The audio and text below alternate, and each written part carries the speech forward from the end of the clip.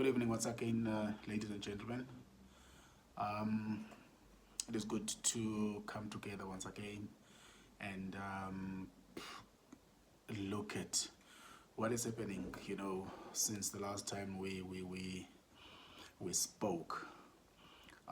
If you remember last month in June, I think it was on the 3rd of June, the Minister of Police, Becky Cele, came out and he gave the stats, and we looked at the first 3 months of the year where he was highlighting crime stats, and once again it has been highlighted that rape is a pandemic in this country.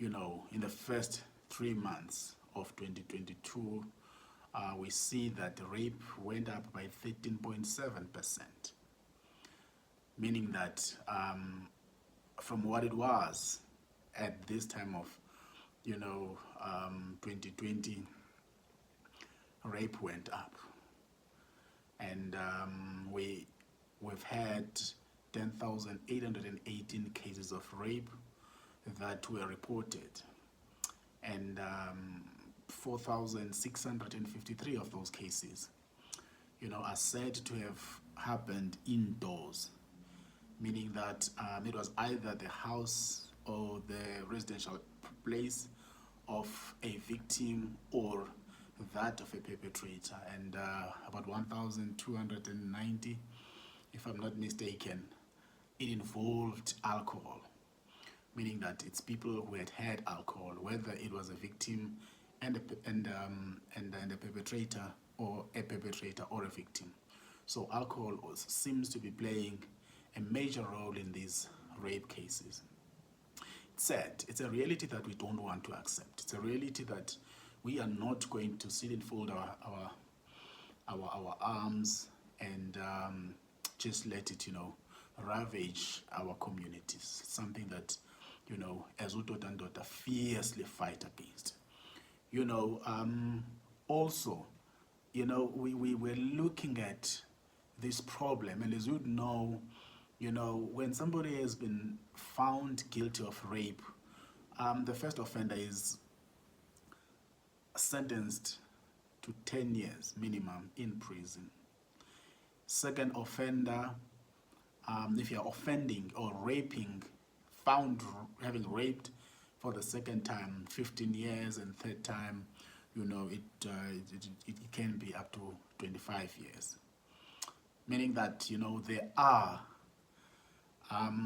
laws, that are governing how rape is handled in this country. And we still see men, continuing to rape our sisters, rape our brothers, rape kids, rape elderly women. And that is a problem in this country. That's a serious problem. It's a problem that, we find in each and every community, and it's worrisome. As we had taken a stand as Doda Ndoda to fight fiercely against gender-based violence, as gender-based violence is basically men in most cases, because rape is it's not only men who, commit the crime of rape. But in this gender-based violence, it's mostly men who are using power, who are in a position of power, who are using that power, against women and children. And also, GBV, as you'd know, it's various crimes, various offenses, different offenses, that are committed, like rape, attempted rape, assault, sexual offenses, murder and attempted murder.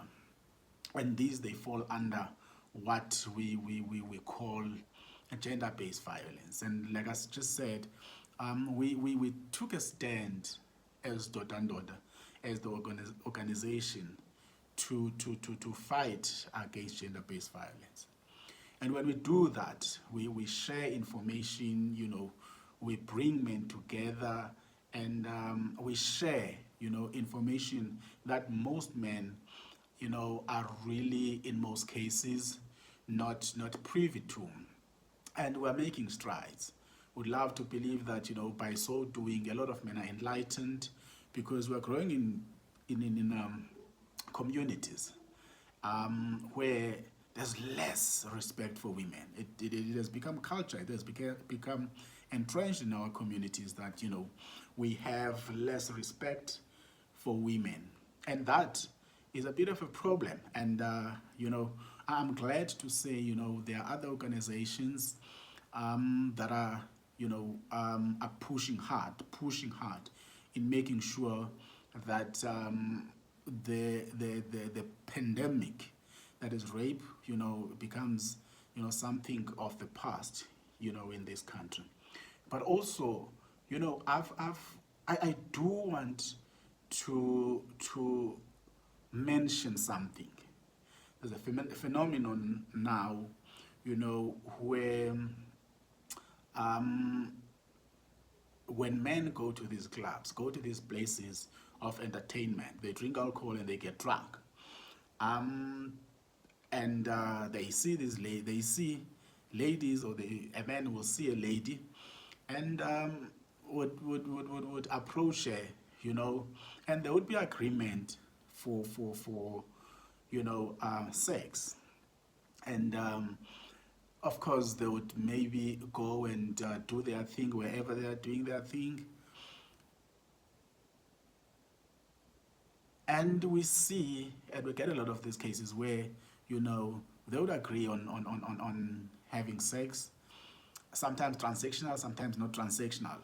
And after that, a lady would make a demand of huge amounts of money from this man. And if this man does not pay up, if the man does not, afford to these demands, these girls are promising, and they go as far as opening cases of rape against these men. And you'd remember that, when it comes to rape, the body of, a victim becomes a crime scene. And, we find these cases, and these men find themselves compromised. And in most cases, they pay because they are compromised. And remember, we do not police the morals of anybody. Men do get themselves in such positions.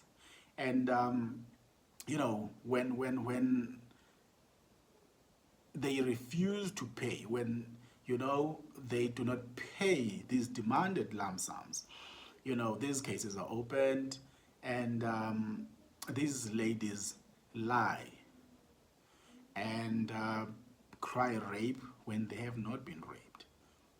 And that is a problem. That is a problem. And it is a problem in a sense that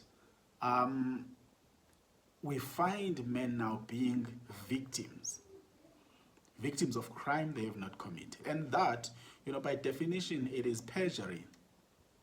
And perjury, it is lying under oath. The danger of all that is that when somebody is found guilty of rape, which is in most cases likely, going to happen if you have, indeed slept with a woman, because the fact that you have, then everything else, in terms of proving whether there was force, and the fact that, you have slept with a woman, it puts you in a very difficult position. Now, in order for you to be acquitted, there must be, very strong evidence that proves that, you did not force yourself.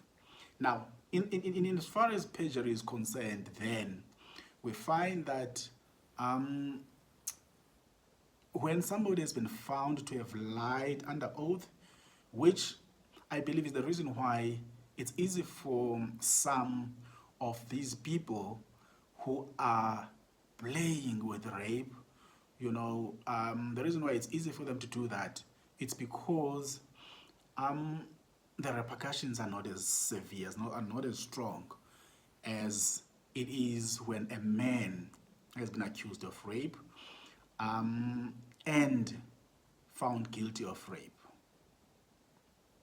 We're living in a situation a society where men are mostly the perpetrators of these crimes. So you are more inclined to believe, a lady when she comes and she says she has been raped, and we sympathize with and will continue to sympathize with the victims of rape. But in the same vein, we sympathize with these men who are accused of having committed, rape when they have not committed rape. And as I said, perjury by itself, if you have been found to have committed perjury, it's I've seen cases where there's just a reprimand. Sometimes there would be lesser sentence compared to the rape itself, and according, of course, to the laws, you can be found, if you're found of having committed perjury, you can be sentenced to 10 years, but we hardly see that. We hardly see that. And it is perhaps, something that, our courts and maybe our laws need to look at. Because sisters are finding it easy to lie under oath and lie about something that is as sensitive as rape, especially in the climate we are in, and they get away with it. It's important that we look at that, and we do want to condemn those who are playing with something that is that sensitive. We really want to condemn those. And yes, in these cases, men are let down by the law. Men are let down by the law. Men are being victimized. There's a case of a father who, we all have cases that we know, where a man has been found guilty of having committed rape when he didn't. There's a case of a father, who was found guilty of having raped, of having sexually violated, I think that's the right way of putting it, sexually, violating his own daughter, found guilty. And just a couple of days ago, I heard this lady being interviewed on the radio saying, my dad did not rape me. My dad did not rape me. The man, as we speak, at the time, he was still in jail. And the lady was roaming around the streets. Think about the stigma. Think about time that is wasted sitting there having not done, what you have been found guilty of. And I do want to mention this because courts, they don't work on the truth, they work on the facts. Every bit of evidence that is brought before court, it is looked at, it is scrutinized, but not the truth. And sometimes the truth disappears like vapor, and it's a bit of a problem because men are suffering in as far as that is concerned. And I do want to encourage the victims of rape to go and report these cases and not be scared, because we continue to stand with the victims of any form of crime, particularly victims of gender-based violence. No man has a right to, violate a woman, a child, or even an elderly person. Just as much as, no man has a right to do that, but no man should be subjected to, that, being tried for a crime that he did not commit. And I know that those, that are continuing to do this, especially around Johannesburg, they are getting away with murder. It's easy for a man who's compromised to to fork out money and pay his way out when he has not done anything, because there's so much that is at stake, and they do not go for anybody. They go for those that when they look at it face value, that they see that they can extort money from. In that vein, we continue to encourage men to refrain from gender-based violence, to refrain from raping, to refrain from assaulting and abusing women. We are leaders of society. We are protectors of society. We are protectors of our homes, especially those, who are weaker than we are. We don't use power, whether physical or social status, to impose ourselves to anybody. And so should not those, who are accusing men of rape, extorting money from men. Once again, things are not looking good in terms of the stats that we received last month, because we do not know what is going to happen when the stats from the second quarter of the year comes. But ours is to continue to encourage men and women, to encourage those who are perpetrators of these atrocities to stop. Keep well, gentlemen. Goodbye.